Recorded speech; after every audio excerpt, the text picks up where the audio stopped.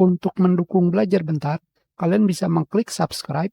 Halo, selamat datang di Belajar Bentar. Sekarang kita akan belajar bagaimana cara download dan install VirtualBox dan menambahkan file OS yang telah di backup. Pertama, untuk mendownload VirtualBox, kalian bisa pergi ke mesin pencari dan ketikkan VirtualBox, enter.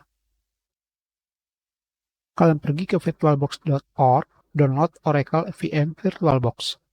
Selanjutnya, kalian pilih yang VirtualBox 6.1.32 Platforms Package. Kalian pilih yang Windows Host. Hanya seperti ini saja. Kita tunggu sampai proses download selesai. Sudah selesai. Sekarang kita akan masuk ke sesi menginstal VirtualBox. Sekarang kalian jalankan aplikasi VirtualBox yang telah di-download. Kalian pilih yes.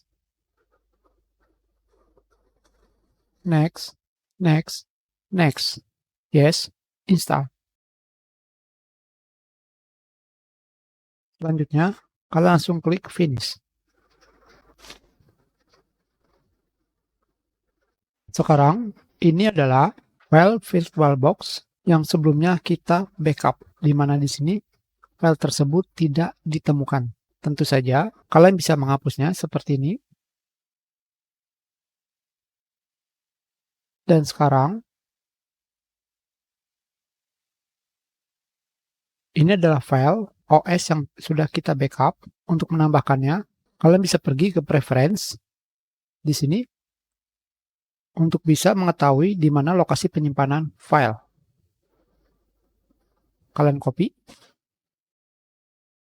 Kalian bisa pergi ke directory tempat penyimpanan untuk file VirtualBox.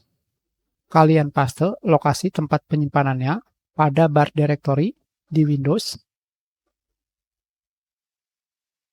Kita ulangi.